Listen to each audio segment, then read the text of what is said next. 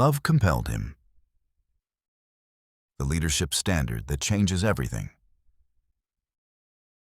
If you want to know what drives someone, look at what compels them. For Jesus, it wasn't fame, comfort, or control. It was love. John 15:12 puts it plainly. My command is this: love each other as I have loved you. That's not just a spiritual ideal. It's a life-altering, culture-shaping command. This verse doesn't whisper, be nice. It calls out, live differently. And that difference shows up not only in how we love our families or serve our churches, but in how we lead, build businesses, and show up in the everyday grind of life. When love compels you, everything changes. The historical backdrop. When love was redefined. Picture the scene. Jesus is in the upper room with his disciples. The air is heavy with anticipation. The cross is hours away. He knows betrayal is coming, yet what he chooses to leave them with isn't a strategy or a system. It's a command. Love each other as I have loved you. This was revolutionary. In a culture where leadership was built on hierarchy and dominance, Jesus redefined greatness.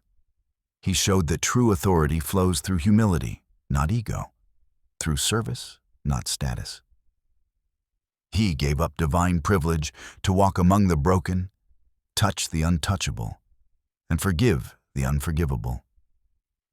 Love compelled him to give up his rights so others could be made right with God. That's not a weakness. That's strength under surrender. The vine and the flow. Love as the life source. The command to love didn't stand alone. It flowed from his teaching about the vine and the branches. Jesus said, apart from me, you can do nothing.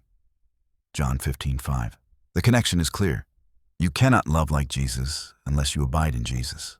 That truth applies whether you're leading a business, a team, or a family. When you're disconnected from the source, when your goals are fueled by performance instead of presence, you start running dry. You become reactive instead of responsive. Efficient, but not effective. But when you abide in Him, love becomes your natural rhythm. You begin to see people as He does, not as interruptions, but as invitations, not as obstacles, but as opportunities. This isn't emotional fluff. It's the spiritual foundation that holds up everything meaningful you'll ever build. The command that costs you something. Let's be honest. Love one another sounds easy until it costs you something. Jesus' kind of love isn't comfortable. It stretches wide enough to embrace enemies, deep enough to carry burdens, and strong enough to endure betrayal. That's the challenge. We say we want to lead like Jesus, but leading like Jesus means loving like Jesus. It means washing feet when you could walk away, listening longer than your pride prefers, forgiving when every part of you wants revenge. In business, that might mean giving credit instead of taking it. In relationships, it might mean choosing conversation over silence. In leadership, it means guiding your team with both grace and truth.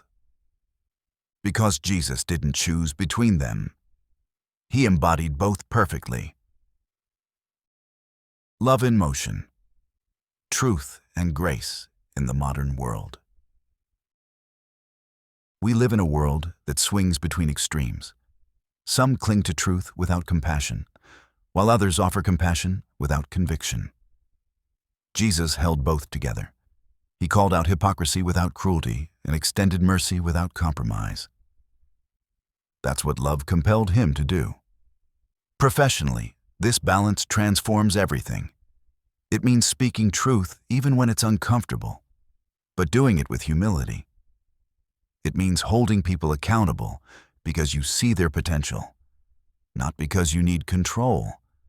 That kind of love builds trust, loyalty, and authentic growth. Love becomes the leadership language that changes culture.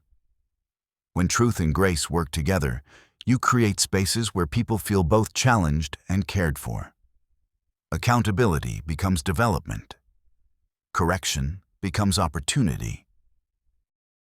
The power of compelled love in business and life. Imagine if every decision you made in business and life was filtered through love. Would your tone change in meetings? Would your team feel more supported? Would your goals look more human and less hurried? When love compels your leadership, you stop asking, "What do I get?" and start asking, "Who do I become?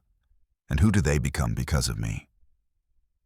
Love compelled Jesus to give up his comfort, to serve, and to stay faithful to his mission even when it hurt. When love compels us, it roots us in a purpose that goes deeper than profit or applause. It becomes the quiet strength behind every meaningful success. The inner work of love. The hardest part isn't understanding love, it's embodying it. You can't force Christ-like love through willpower. It flows through connection. That's why abiding comes first. The more you rest in his presence, the more his heart begins to shape yours.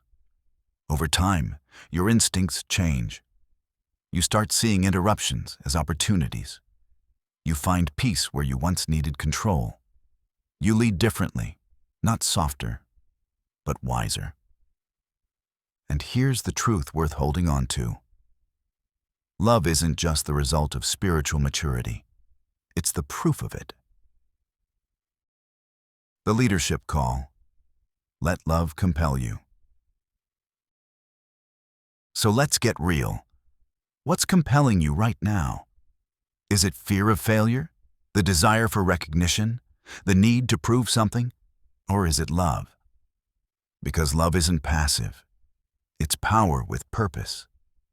It's the heartbeat of the kingdom and the foundation of every life that truly makes a difference. If you want your business to flourish, your relationships to deepen, and your leadership to leave a mark beyond the numbers, let love lead. Let it compel you to see, to serve, and to sacrifice. Let it interrupt your plans and refine your motives. Let it guide how you speak truth, extend grace, and lead people toward growth.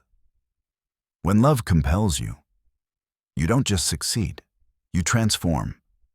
And that's the kind of leadership the world remembers.